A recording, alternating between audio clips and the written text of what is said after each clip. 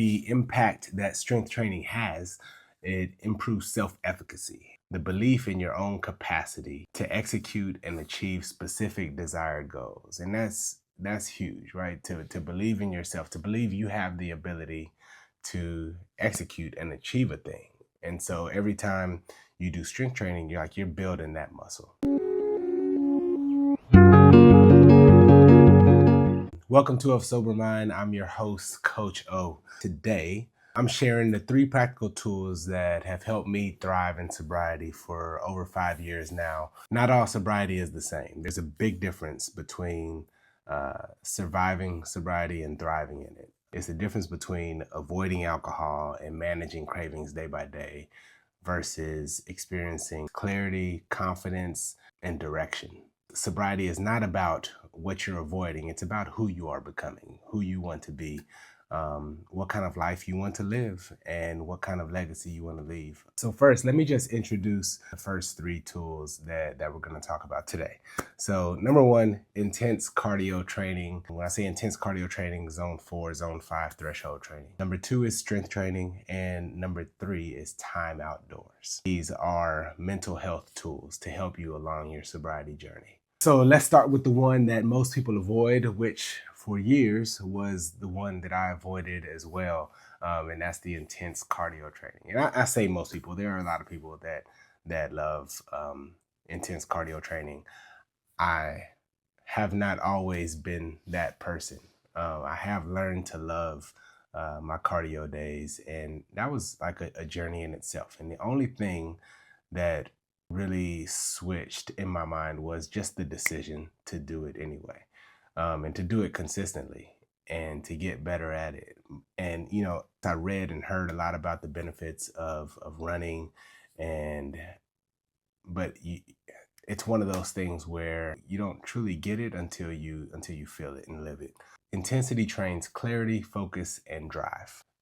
I tell you, like on my cardio days, I look forward to them so much because those are like my creative thinking days. I feel like I do my best thinking, like on the treadmill or on the track if it's a nice day, especially if I'm really trying to problem solve or trying to get into my creative mindset for thinking about business ideas and things that I want to accomplish. Like those intense cardio days, something about it really helps me to just process everything with a lot more clarity. And so I always keep my phone nearby with the notes open, because I know like once it starts coming, I just put down those notes, and then after the cardio session, I'll go back and I'll reflect on those notes and try to extend them in detail a little bit more. And so that's something that I've experienced firsthand. It's just the acute mental clarity, creative thinking, problem solving,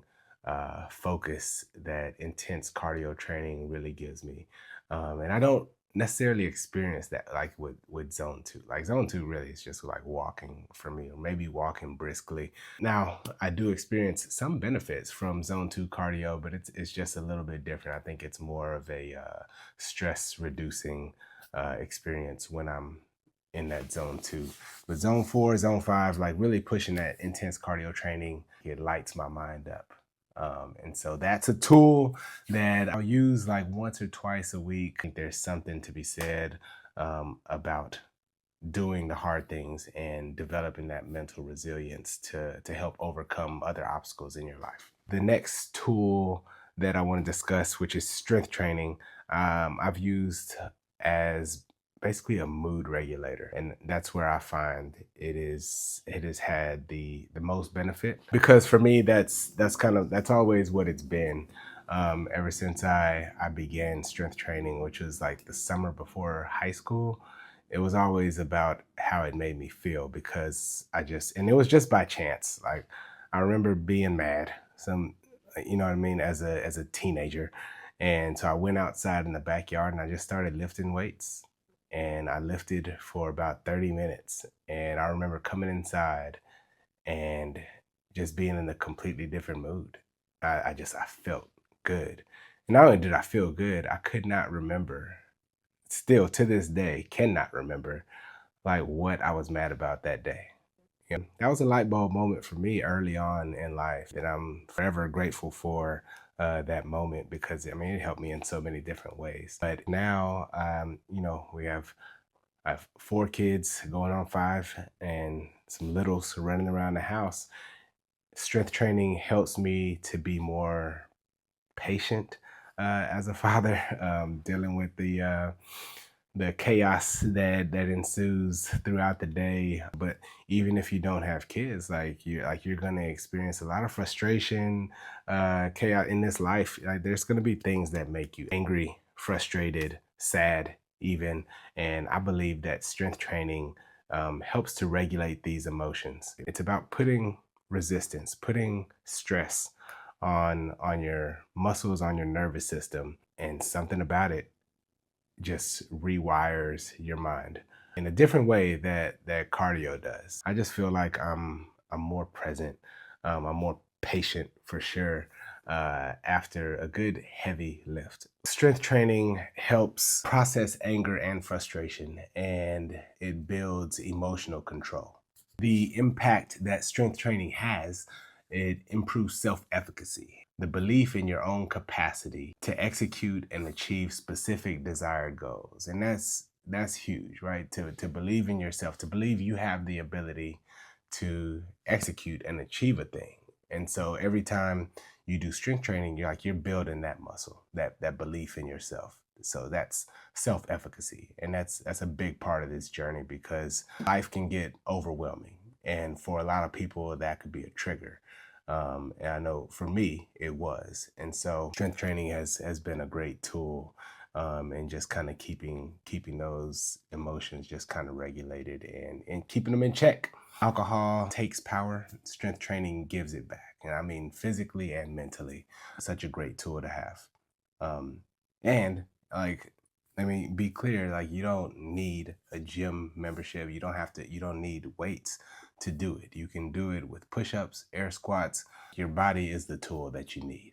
You just have to put stress on the muscles to get the benefits.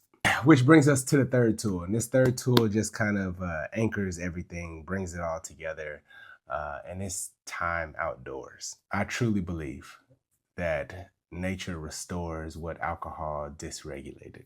Aside from the serotonin, the oxytocin that are produced like when you're outside in nature, whether you're walking, hiking, fishing, one of the biggest things is like what it reduces, which is cortisol.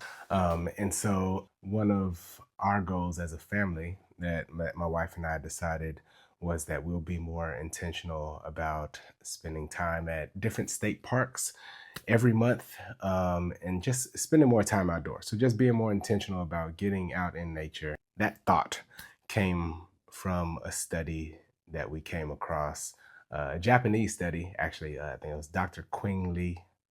I don't know if I'm pronouncing that right, but Qingli.